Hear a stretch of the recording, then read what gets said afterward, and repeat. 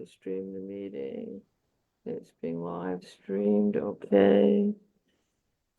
And okay, redirecting to Facebook Live. Oh, hang on, I'm just, all right. All right, let me just see. Good morning, everybody. Let me see if I can do what I want to do here. You guys can say hi, because we are live. Morning. Good morning. I'm not seeing the live on Facebook, but I can. We're making sure that we're going to get up and running today. And if you can hear me, welcome and to another Ask Jeremy episode. I'm so glad that you're here. We've got a great set of guests, and Louise is going to take it away as soon as we know we're up and running. Yeah, well, I think it's gonna work. All right. All right, we'll see. I'm just okay. All right, I think it's working. And so now I can kind of relax. Phyllis, you can see comments? yes, I can. Okay, I can see Tracy. Hi, Tracy. Good Yes, morning. I see Tracy saying hi. Good morning, Good morning. Tracy. Okay, so let's start. Let me I can introduce everybody now that I've got my technical stuff sorted out, I think. Hang on, I'm getting, oh Jesus, I'm getting, okay, because I can't, okay, fine, that's okay. So, good morning. It's Friday, and I'm Louise Mignot.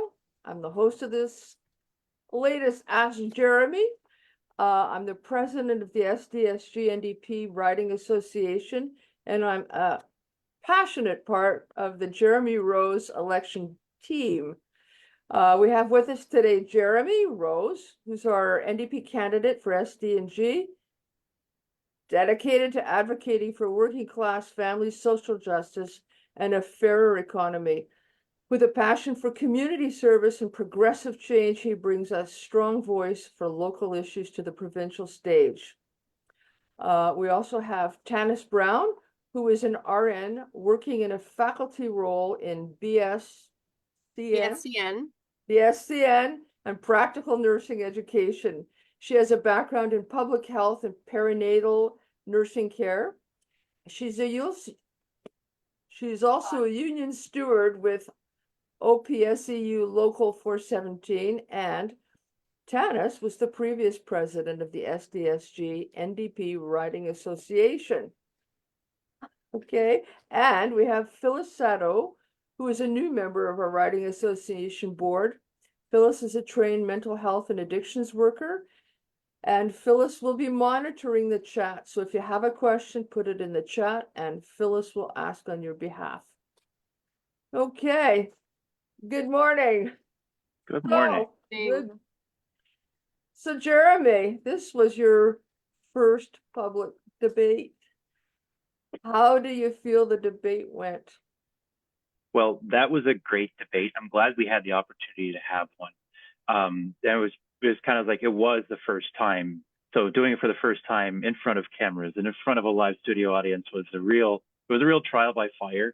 But I believe I was able to focus on the NDP's positive message for change, which was really my goal going into it. Especially since, there are a lot of people who are in the crowd who immediately need that support. So I was really encouraged to be able to make sure that that message got out and that everybody was able to hear that help is coming. Because when the NDP come to power, that's going to be one of our first. What about you guys? How did you feel? Tanis? I thought it was, great. I was happy to see that the, people from the public show were present. So there was a lot of good presence. I thought the decorum was maintained throughout. The questions covered like a wide range of how government can, affect change and support our, well-being and our ability to participate in community. So that was really great to see. I think one of the things that maybe myself and other people in the audience would have been nice for future debates is if the people from the audience would have been able to ask more questions, because I think the nuance of the kind of standard questions of what government policy is, doesn't necessarily always relate to people's lived experience. So having those types of questions might have been able to showcase other aspects and differences between the candidates. Phyllis, what did you think? Well, I thought all three candidates behaved themselves, most especially Jeremy, and not because I'm on Team Jeremy. I just truly believe that Nolan Quinn talked about everything that him and his party have done for the last 7 years, but nothing about what they're going to do moving forward. So that kind of blew my mind in a way. And this other gentleman who represented the Liberal Party, I'm not a Liberal fan, but I really liked him. I thought he brought a lot to the table. But quite honestly, I think Jeremy won the debate by a landslide. And again, it's not because I'm on the team. I truly believe that. This is my first political event ever. I am not a political person until now. So from a newbie standpoint, Jeremy rocked it. Yeah. Phyllis, I hear you 100%. Yeah. Like, there's a lot of new faces. It's a lot of new moving parts.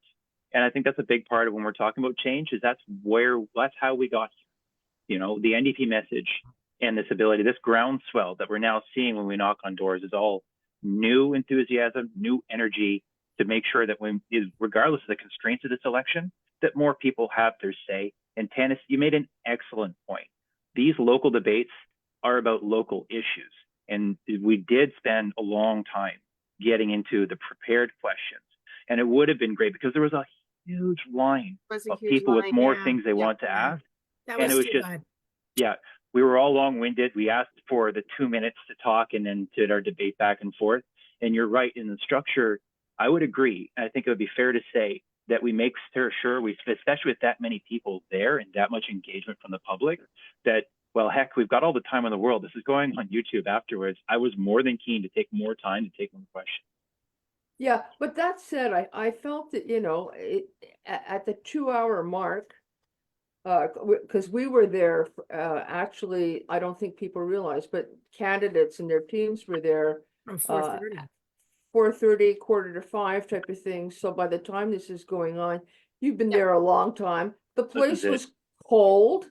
Mhm. Yeah. And you know, I wouldn't have minded if they had given the audience, just everybody, a 5-minute break, Mhm. Yes. play And Instead of music or 60 seconds. something, serve some Yeah. hot chocolate or something. Yeah, they should have done it. you Yeah. know. Yeah. From a technical point of view, I thought that could have been organized a bit differently, but hey, they did it. I thought Nick Seabrook was excellent as the Very fair. yeah, Yep. he did a very good very job. fair. Yeah. I don't know, I don't remember the name of the guy who was holding up the time cards, but you know, he was very good. It was very, Yep. from We that were point of view. super cheeky with him. That poor guy, and he was doing his best. I looked down, so I was like, Yeah. "You've got a tough job tonight, bud. Hang Yeah. in there. You're doing Yeah, great." yeah, Like yeah. that was it. We all wanted to try to get as much of our conversation in as we could. So I Yeah. think from that side, Yeah. I think they were very fair to us. Yeah, I very also, much. I also liked, I mean, we had a lot of people there. Mhm. And you know, I was happy to see that there were people who were interested, you know, in this debate. I did feel that all of the candidates acted with decorum. I mean, you know, they were all there was no sort of hostility. Everybody was very polite.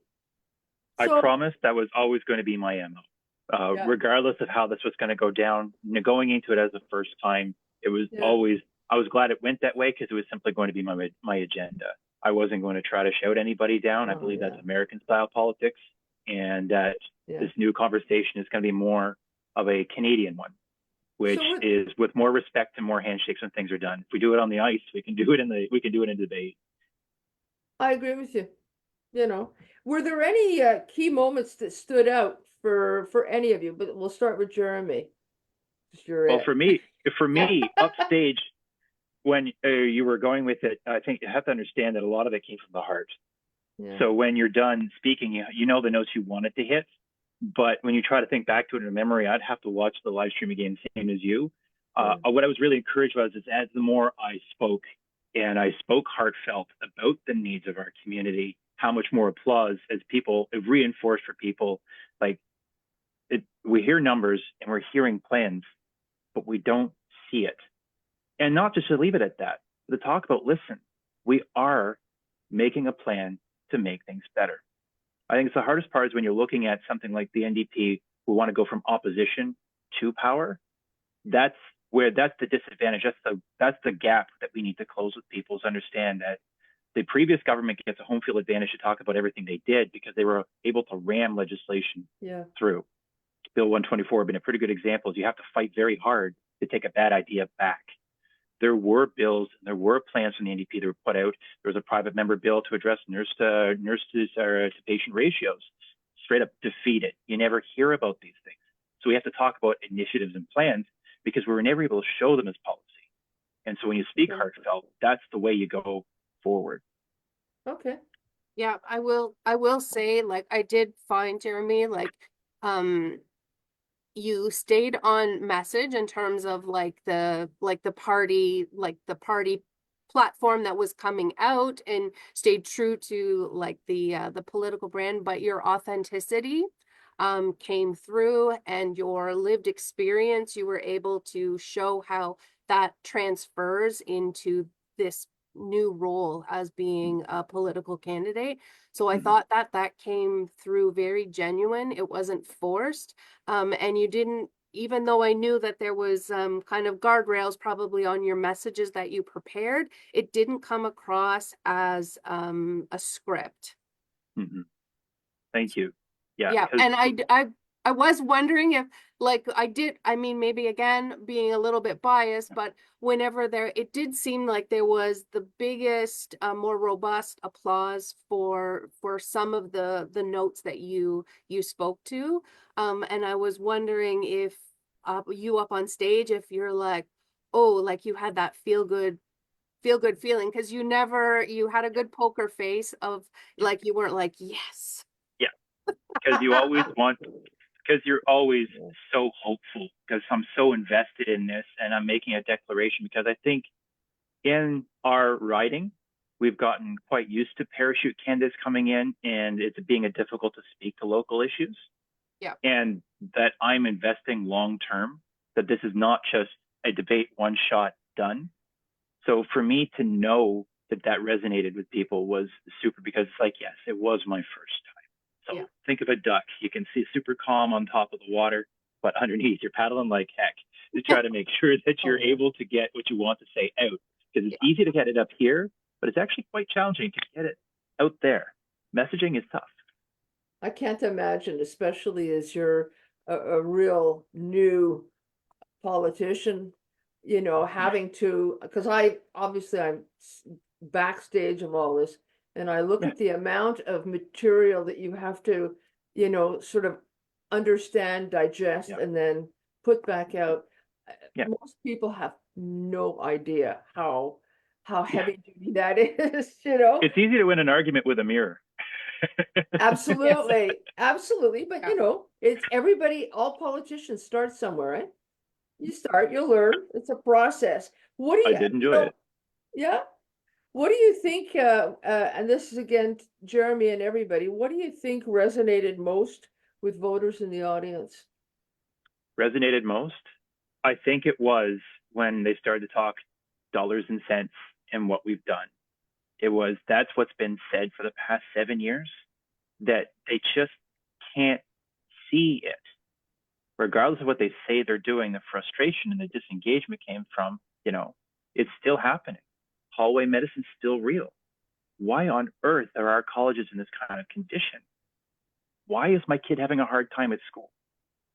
All of these different things is like, yeah, you're hearing numbers, but something is wrong here. You can feel it in your heart. And I think that's really, for what most people, started to get them to nod their heads. And that maybe it's not normal to get used to that feeling. This is our government. This is our money. This is our effort. We can make it better. You know that. You know that you're already invested in this. It's just about changing the way it's getting invested. Well, when I saw this, I'm gonna say something similar to you, but slightly different insofar as I saw, Nolan talk a lot about what the government has done, okay, the money that's been invested. And what I saw was a lot of his points came with facts and figures of money, money, money, money, money. So we paid this, we paid that, we did this, we did that.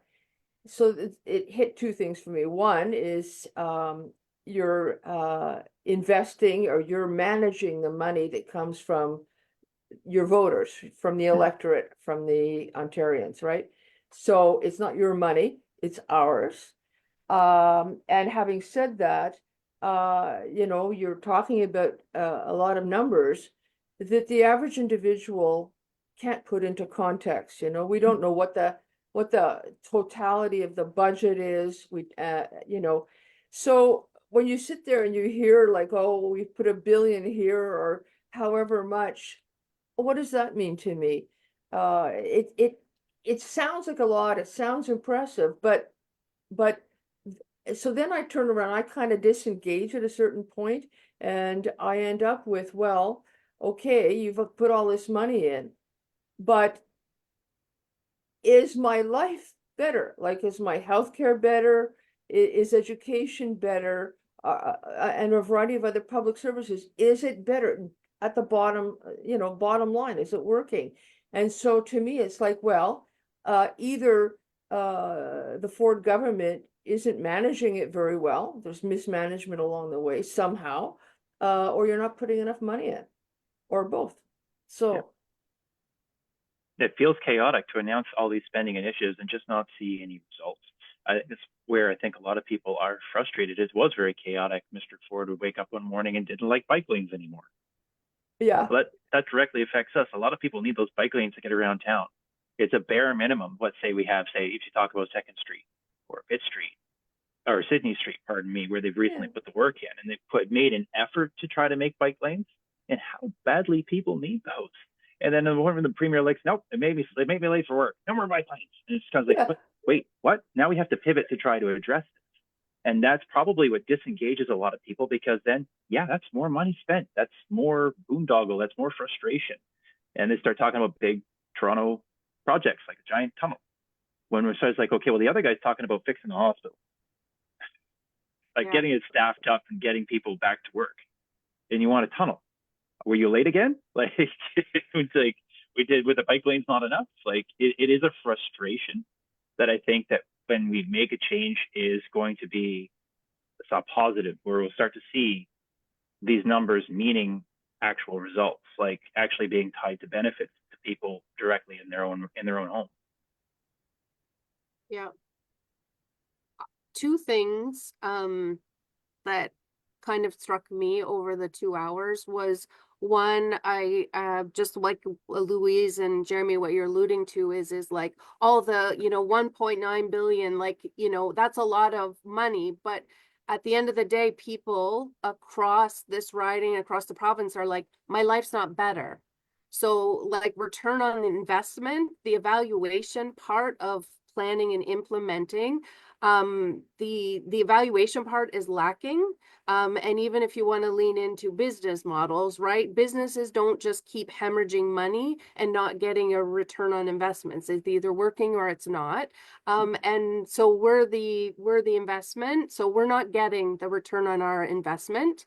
So either the plan isn't working or there's not enough resources. And I would argue for that we have great ideas and great aspirations for what we want, what we know is quality communities, but what we are lacking is the resource of time, money, and energy and people.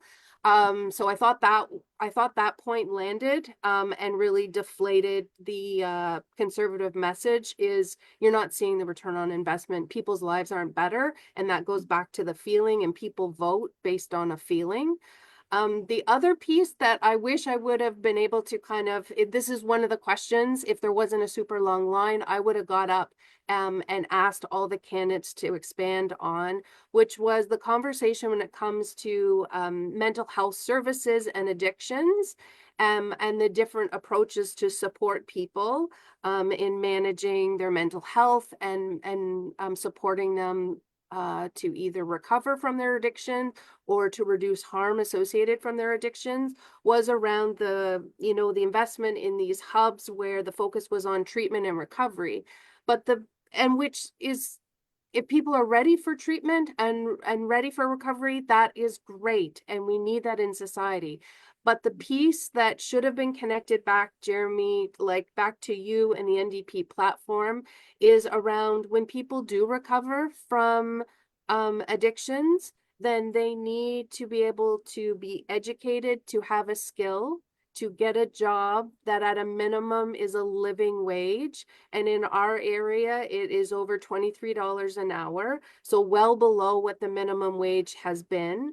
And so they need that infrastructure of being able to receive education training so that they can find a job, so they can and be paid a living wage, and one that has benefits, work benefits, and so that they can afford safe housing and be able to afford nutritious food that's important to them. So like that's the part that they think that's like one and done, but there's a whole continuum of the social determinants of health that we have such creators in our society, and not understanding that any one effort, it's not singular. Things have to be done as a consortium, or they have to be interlinked and Ongoing support. ongoing, like, but we all need that, right? Across Yep. the lifespan, people are going to have times that they thrive, and then you're going to hit rocky patches. Recovery And treatment plan.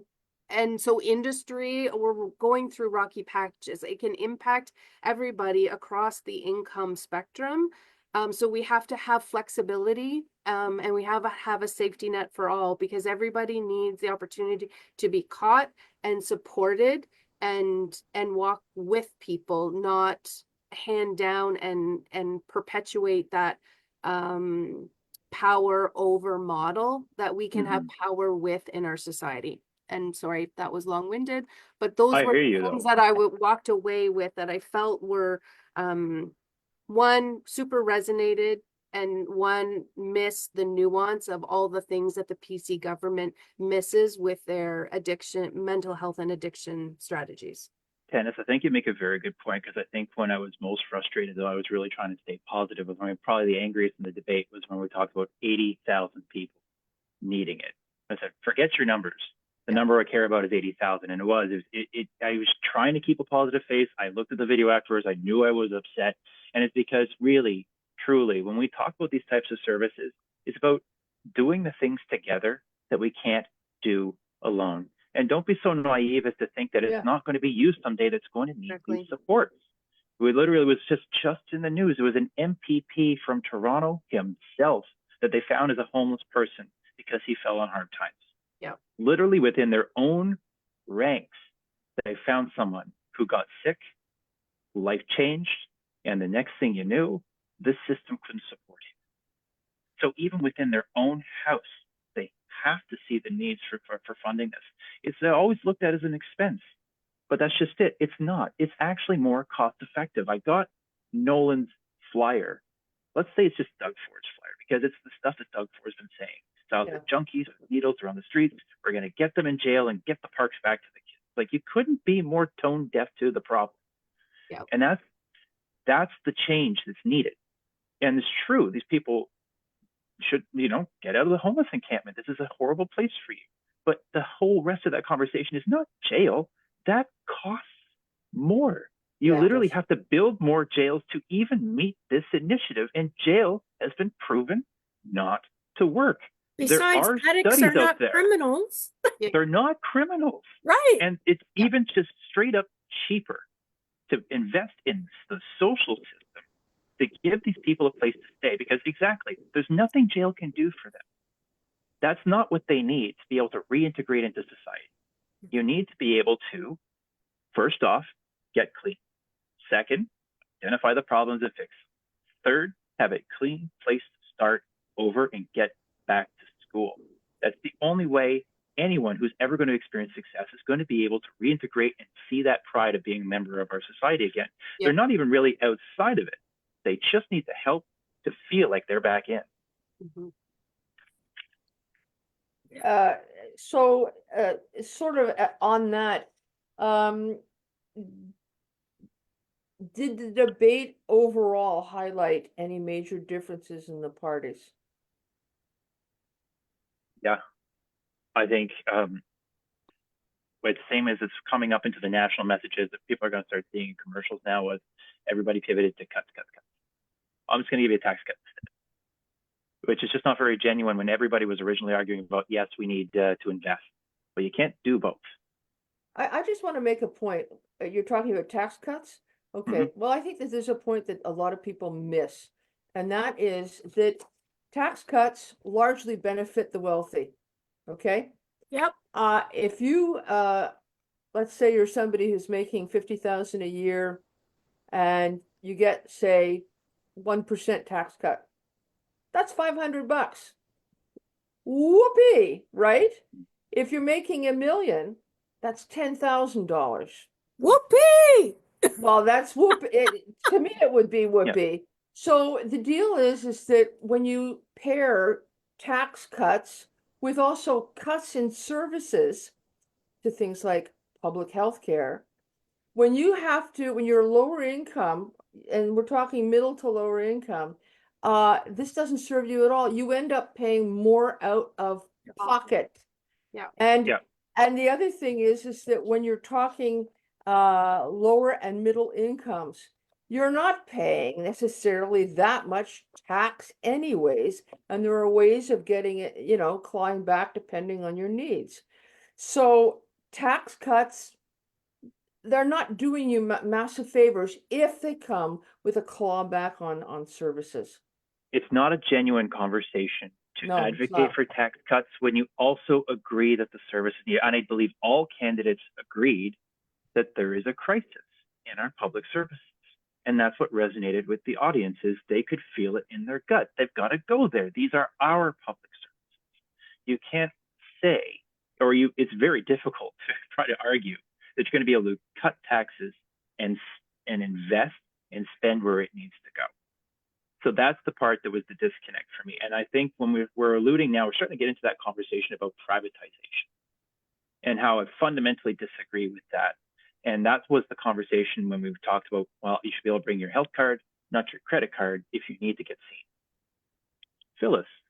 Yeah, I have a comment here from Tracy Avery in the chat.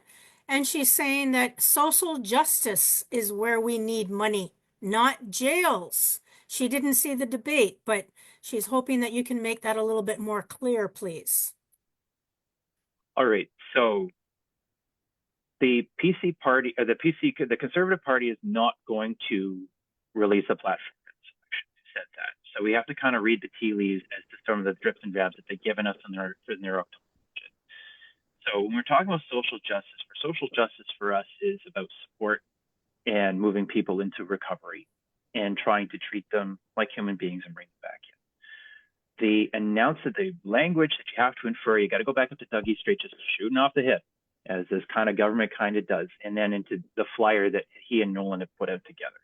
And then the bottom of it is that we're getting tough on crime, and we're going to make homelessness illegal. We're going to put people in jail. Like, we're going to clear the encampments. We're going to get the parks back to your kids. And so when you're talking about social justice, we're talking fairness.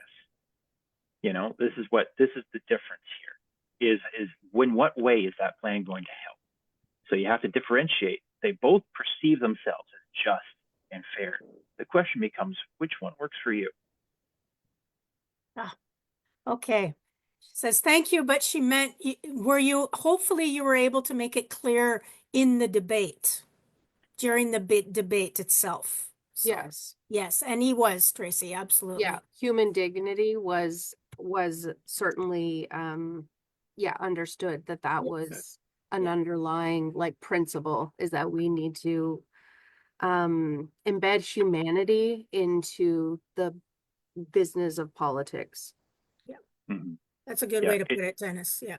It's tough because there's a feedback. Like today is hopefully where it comes back to me, when you put something out there, like the 1 year of mass communications I took, is kind of, you say it any way you want, but people are only going to hear it one way.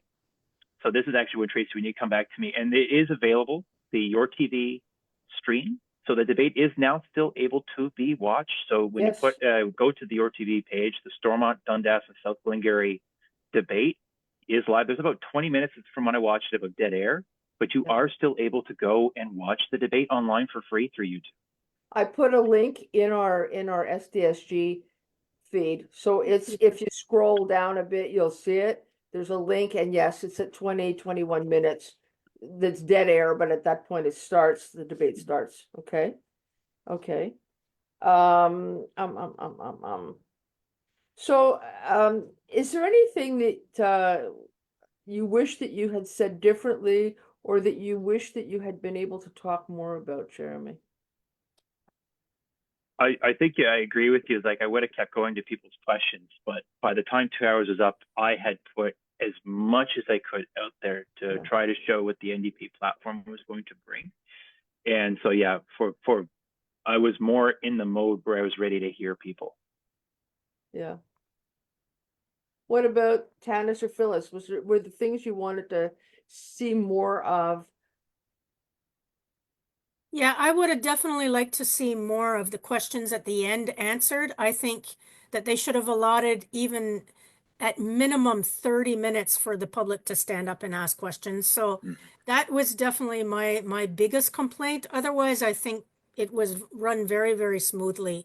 And I think every candidate had their chance to say what they had to. And I found it very interesting that there was that extra minute given to rebut.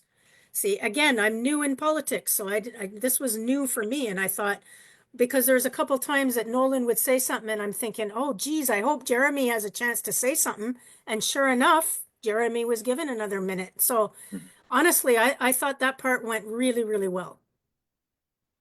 Yeah, I was glad to see that there was that opportunity as well, because I've been to other one where it's just very robotic, like going down the line, and it is a tough thing to balance, like maintaining decorum and having rebuttal, because it can lead into non-productive conversation.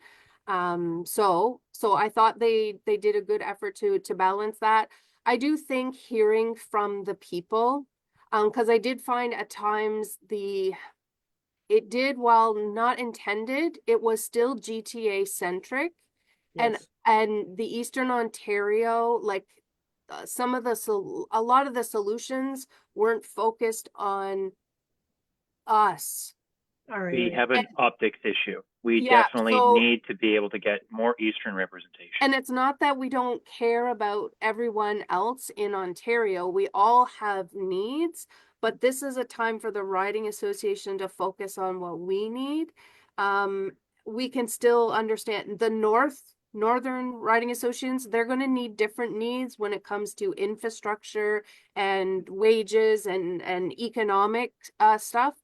But I didn't feel like we truly understood the lived reality of I mean, I do think the college thing that got played That out needed a lot well of time. enough, Yeah. but there should have been more than that, because it should have been specific examples of small businesses. It could, like, healthcare.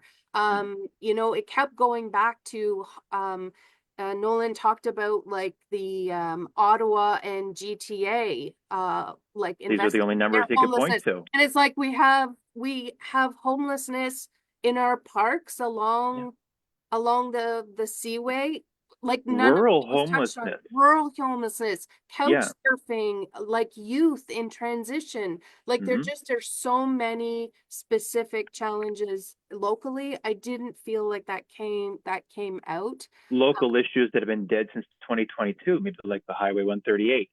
Yeah.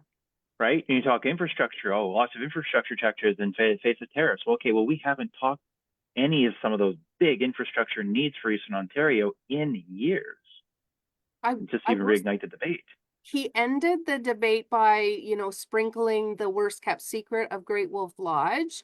And I do feel like, you know, there yes, you know, the building of that will create jobs, but that's a huge corporation that their design is to, once people come, they want to keep everybody in the house of the lodge because they have Mhm. food and activities. When you go to Great Wolf Lodge, you're not going out to You're not visit gonna the support surrounding anyone, right? areas. None. So, will people fill up on gas? Yes, they might order some pizzas in, but it's not, people will work, but the problem is that they're gonna hire minimum wage workers and minimum wage Exactly. is low. So it's not really, a long-term benefit because our workers aren't really going to benefit from it long term. They're going to hire minimum wage, and minimum wage isn't a living wage. So I do wish there was the opportunity to kind of rebut that.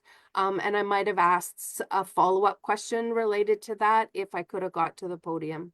It was challenging because there's a lot of excitement for the Great Wolf Lodge. Oh yeah, It's but a we might proud not be thing for able to people. afford going. Locals people might not because it's so No. expensive. $500-600 a night to stay there. I mean, what? And therein lays, Cornwall and can I afford hear that? you, No. because that was the challenge in that conversation is I don't want to take people away from the pride of some big thing coming Yep. to Cornwall.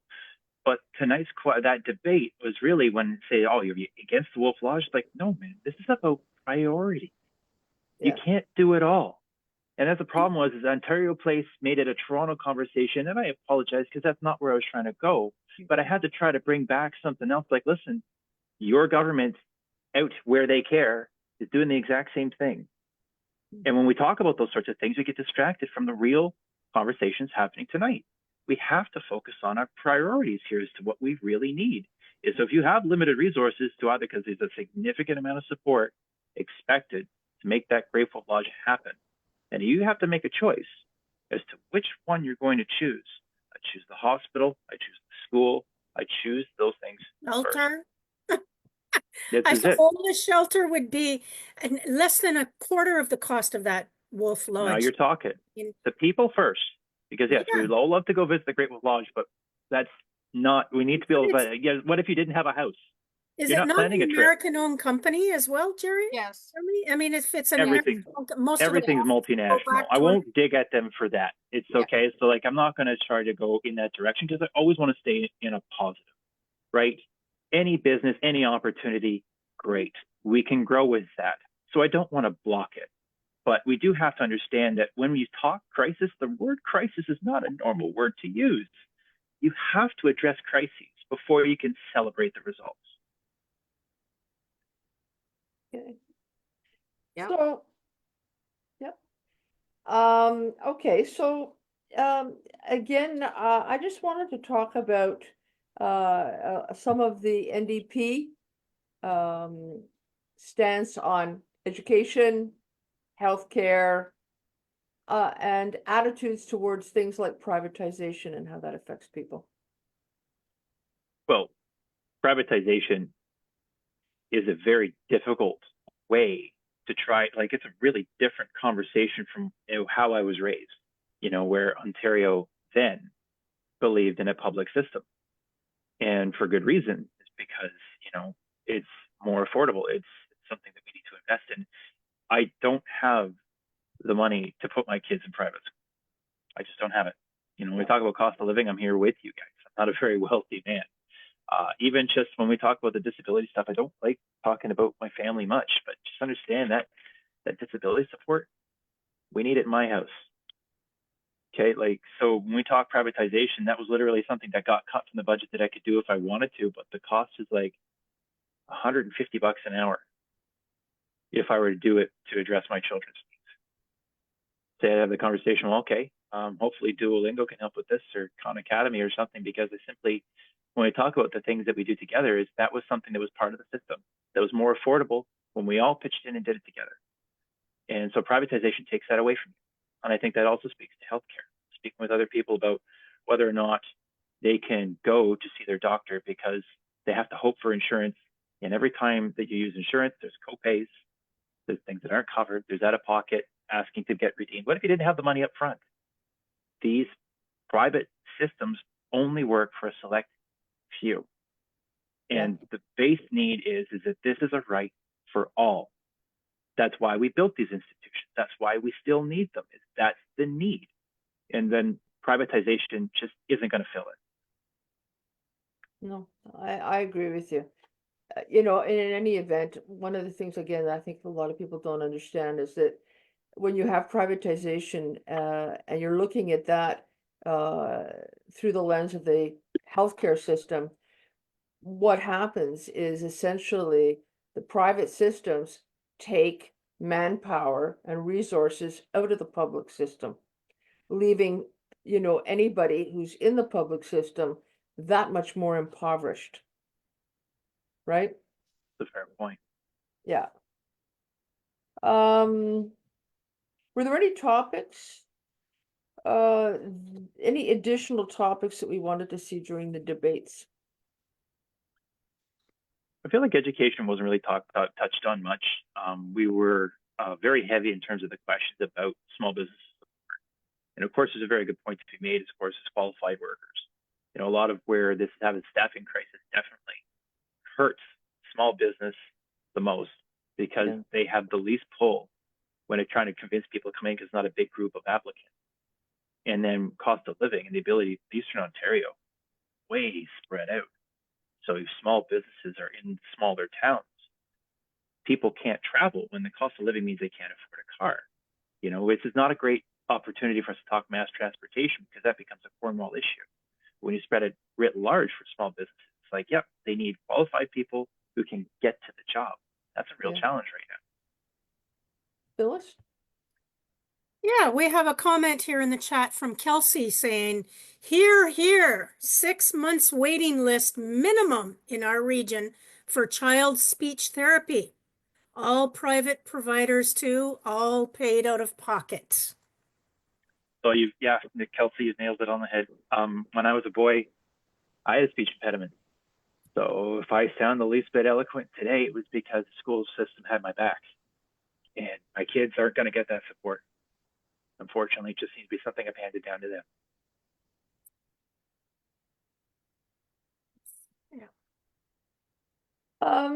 Jeremy, I was hoping, I know that you and I were talking, I was hoping that more of the NDP platform would be handed out.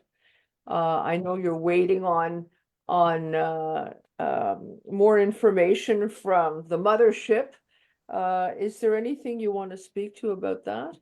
The great news is that it is coming, you know, so we are going to get it out. And I think this speaks to something else when I was shaking hands, meeting people after the event.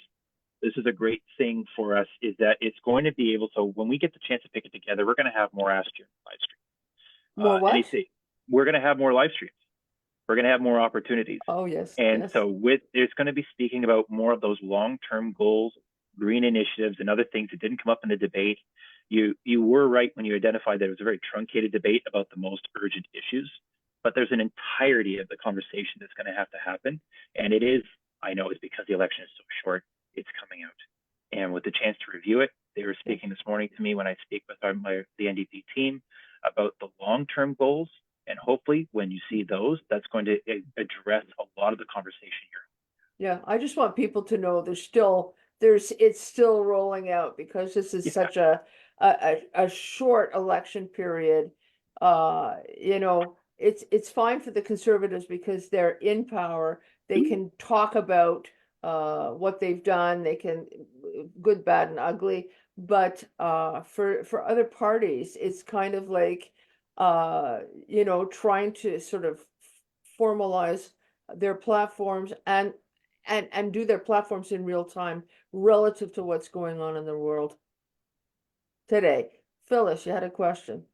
Yes, Kelsey has a question here in the chat. She's saying $10 a day daycare is still not happening in our region, or in the townships, we are seeing a 2-year wait list for daycare. What will we see to boost access to this essential service to families from the NDP? I've waited so long for this to happen. My kids have gotten old. My eldest is 19. We have been talking about that desperate necessity for years. Great question, Kelsey. Tripartite. It's get the federals, get the provincials, get it going. Absolutely. This is part of the NDP platform. this is a big push for us. We absolutely know that this is important.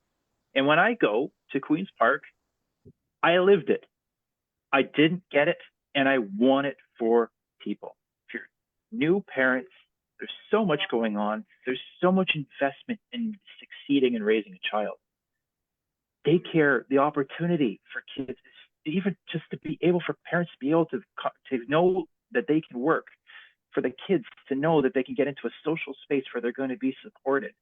These are such important things. Yeah. Why it hasn't happened yet makes no sense, Kelsey. Absolutely. If nothing else, know that that is day one, something that's on my mind. Well, how can parents work, especially again, middle to lower income, okay? How can you work and get ahead if you're crippled with childcare, Care expense. yeah. So Yeah. I lived when we had our son, so from the first kid, we've gone to Ottawa, to Gananoque, different municipalities have been really, really doing the legwork here. And as you said, it was supposed to be all three coming to the table together. So you can get support, because I think we all recognize it's important. Let's not say that nothing's been done. I think that the municipalities have been going it alone, and that the federal and provincial governments just haven't got their act together. I think that's a big part of the conversation, to simply just get it together, because we're going to talk about spaces as well, as many as they can. Absolutely, let's get it going. But without the support, it's struggling. This is when we talk about uploading, because it was about another conversation, but this is the NDP recognizing, it's a weird way of saying it, but upload means take responsibility, take ownership of the funds, the money that has been given to the government, and the priorities that it needs to refocus it back on. And this is one of them. Yeah. I Go. was just gonna add in, I mean, again, it comes down to, we want skilled workers, performing essential responsibilities in our community, and ECE workers, early childhood, educators. They are undervalued, under-resourced, and underpaid. And we need, quality access to childcare where people live. And these workers are skilled workers, and they need to have a wage that reflects their skill set. Many of them don't even meet kind of what we know as the living wage, $23 an hour. So if you, again, similar to other, other sectors, education from babies all the way up to the rest of your life in post-secondary, healthcare, skilled trades, how we build things, our physical infrastructure, our social supports like social workers, their skill set has to be recognized with wages and compensation, so they stay well, so they can continue to provide supports to our services. I also want to add in something that when we're talking about, social safety net and social services and who they benefit, okay? They benefit very much people who are middle and lower income. But I don't think people really think it through that everything that our society runs with a lot of these workers. If we didn't have people who were working at the bottom or middle areas of society, all these people who are ultra wealthy, they wouldn't have their wealth.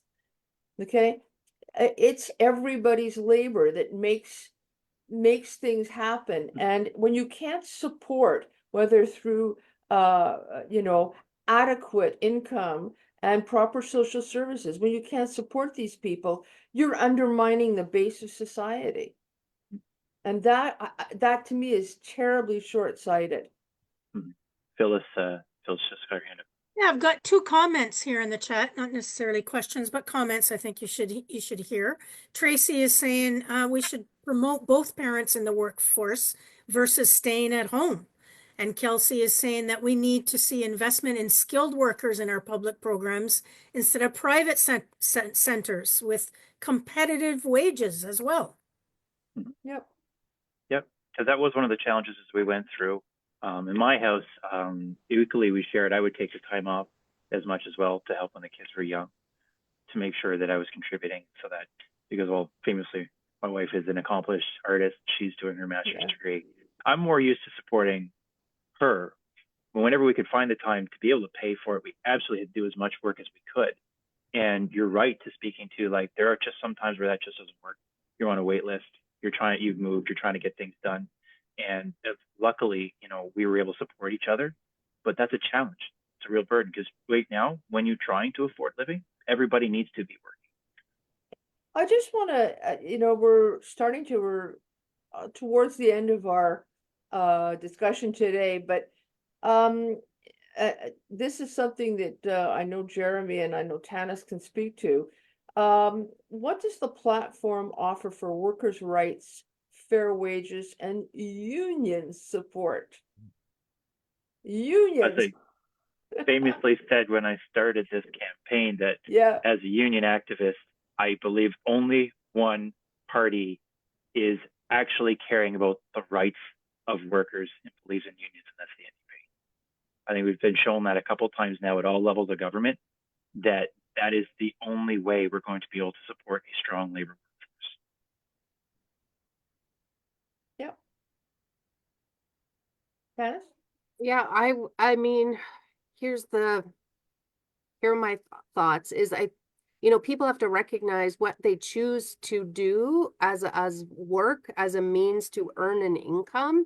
That is your kind of your sole leverage in society, in ways to take care of yourself, take care of others, and your ability to contribute to your community. So that is what you are like using to sell for the public good, and for to meet your own basic needs, and to bring life satisfaction to yourself and others. So when somebody is going to restrict your ability to be seek health and well-being and be aspirational in your own life, I think that's problematic. It is an oppressive strategy, and the unions, what is fair negotiation of my skill, my ability, my experience, like what is that fair trade? And that is being oppressed, for people being able to kind of put a balance of like what is fair for my contribution to society. It's being restricted, and that's not the intention of the labor movement. You make an interesting point, Tans, because it's one of the things I'm trying to figure out how I'm trying to say where my feelings come from. That of the many jobs I've always learned by working. Yeah. And I was just like in the last few years, I went to the skilled trades, which was part of the conversation that night. So I'm a licensed mechanic. And that's a private industry, and it was a very different working experience. And it was one of the things when I got the chance to work at Canada Post, the union life, the way, like, took the first vacation ever in my life because the union got it. I'm honest, literally, I have never taken a vacation. We've never gone to Disneyland. We've not gone nothing, because I've always been kind of in this worldview for my generation that I was expected to work a second or a third job to make ends meet. And it was the difference. And then the inspiring to suddenly work with brothers and sisters and to have that mindset, I believe, is so much more. It's so much more Canadian. It's so much more important. And that was what inspired me. I've taken that inspiration all the way up to why I'm here working for you today and wanting to be your MPP. And so it's interesting when you point that out to me. It's like, you're right. I lived in a different world until I joined a union. It really did give there's a point to this that I think you touched on very well. Thank you. So, what do we say to people who are currently feeling somewhat disengaged from politics? People who don't want to vote, people who just overall don't even understand why politics or political action is important. I think the first thing we could say to anyone who really doesn't care about politics or tells you, I'm not going to vote, I think the first thing I would say to that person is, what are your personal priorities? What is important to you in your life? Are you on social assistance? Do you work for minimum wage? Do you sit at the Cornwall Hospital emergency for 16 hours waiting to see somebody? What is important to you personally? And then I think that makes people look introspectively and personalize it. And then they may say, hey, okay, maybe I should vote for this guy or this woman based on their personal priorities. Yeah, I completely agree with you.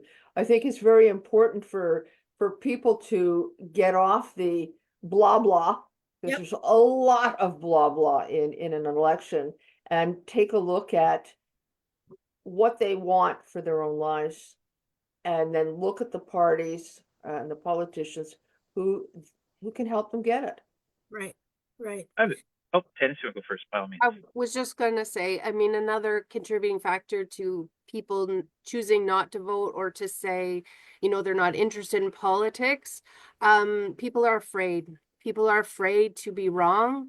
People are also afraid of the shame and stigma of identifying in the political kind of arena. So it does come down to like fear and comfort, and where's the place to start about asking questions and understanding the Yeah. problems. So people want the guarantee. As humans, we want, you know, we like security, we like we don't like to be uncomfortable, and Mhm. yet we do things by not taking action that contributed to discomfort growing. So I do think that it comes down to that is, you know, some human nature things. So I think forums like this, the more opportunities for people to dip their toes in and feel comfortable. Because oftentimes political conversations become top down and you're right Yeah. and I'm wrong, instead of the nuance of that collective, which Jeremy, you Yeah. have touched on. So Yeah. And I hear like the conversation about fear, about wanting to get involved, but ultimately, really, it's your money. You know, it's a significant amount of your money that goes into the services that are around you. And if you're comfortable today, know that you'll need them, and that you have the right to have a say, to have your voice, and should feel empowered. You know, it's you know, like the best case scenario, you seem to only be getting your money back $200 at a time. That's something that can change. To remember that can be better, and remember that voting is easy. Grab your friends, make it fun. You know, just get down to the polls and then go hang out after, or hang out first. Any way that you want to try to understand that you're already in this with us. We are all in this together. And as I've been meeting people and having the conversation about it, it's like, it's not just about me. Oh, you're going to hear a lot from me and why I think things are great. But I have so much respect for you if you vote. One of the things that's inspiring me right now to stay with this and like, yes, I'm in it to win it, is because there is so much unknown. Know that your voice matters. I shake your hand either way. That was it upstage. Devin, Nolan, and I, when we were done, it was great to talk to you. That's a Canadian style approach to politics. I think a lot of the fear has been injected, that we've been coerced into apathy. And regardless of the government we have going forward, to push back against that apathy and say, I'm going to speak my mind, speaks volumes as to where your money goes, so that it's there when you need it. Well, Tracy posted some time ago there that she went to the Benson Center to vote. She was in and out in 7 minutes. And I think it's important for people, again, 7 minutes, 10 minutes, 20 minutes, go vote, as compared to what happens if you don't vote and you end up with a party that you didn't want, and a lack of services or whatever, or choices that you didn't want. A lot of conversations about strategic voting. I encourage you to vote with your heart, even if that's not for me. Don't think strategy, think positive. Just think about how your vote matters. And so in terms of advanced polls, where can they poll today? So is they still at the Cornwall Square as well as the Benson Center? Yes. Yes. Yep. Yeah. And again, I posted a at this stage of the game, I don't know what day. I posted a day or two ago a list of all the advanced polls in the area. And voting is super easy. You just need to bring um, a, a piece of ID. Yep. If you have a photo ID that is like Yep. a driver's license or whatever, that's enough. If Let's you talk driver's license for a second, if I may, Okay, Louise, just go because for that's it. a very important point. Is I know from an inside line, we're having a hard time getting those voter cards out, and that we were told that there's a great, strong potential that they're not all getting printed. There's simply not enough time. Elections Ontario, those people have been working so hard, they still need volunteers. That is your democratic action to support them, and I understand they have been carrying so much weight to make all of this happen for us in such a short period of time. You do not need your voter identification card to go vote. You can simply make sure you have your ID with you. So these advanced polls are available to you. There's no need to wait. If you guys are ready and you're fired up, just head down there with enough to vote. A driver's license is perfect because in the case without a voter card, you're able to register because it has your face, it has your address, and it's a government piece of ID. If you hit those three, you're ready to rock. But if you don't have a driver's license, if you don't have, you can bring a utility bill or two, veterans card, Purple ID card. Yeah, there's a whole list of them. Actually, I wish I had thought of it, but there's a whole list of them. In Electionsontario.ca. Thank you. Yep. They will tell you everything that you need to go vote.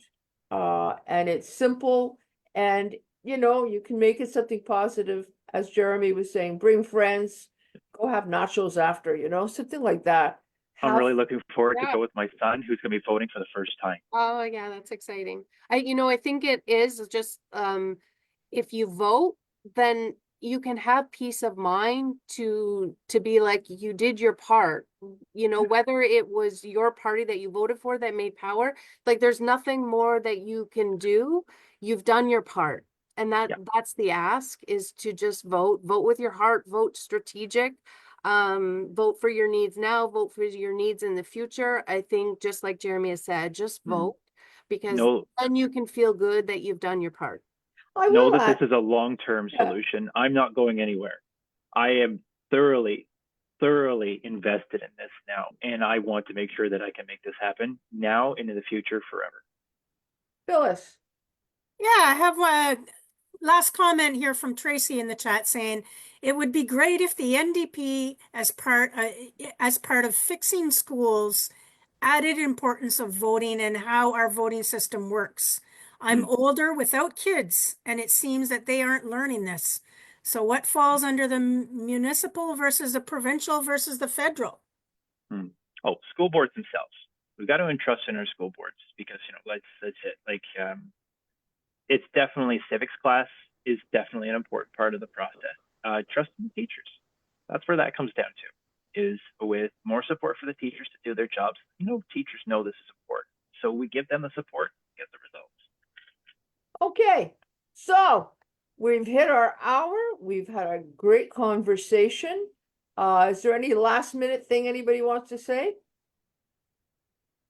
Nope. Vote. Okay. Vote. Vote, yes, vote. Yeah, Vote. by all means.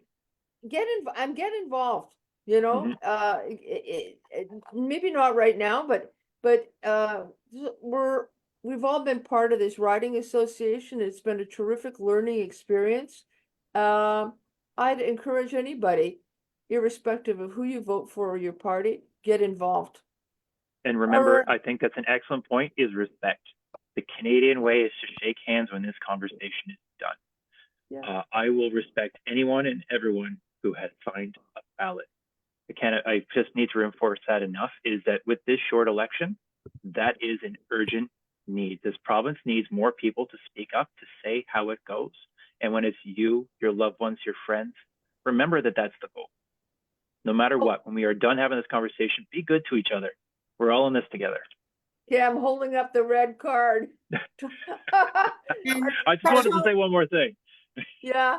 Thanks to everybody in the chat today. Thank you for coming. We appreciate you.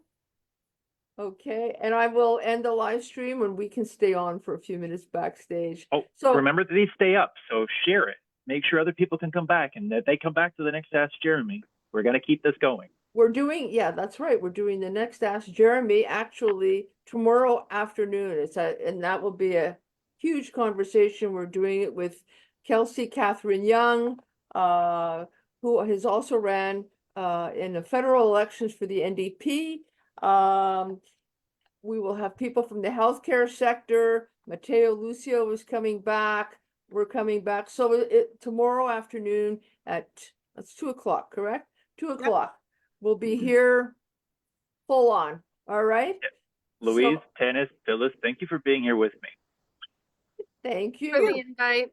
All right. Take care, everybody. Bye.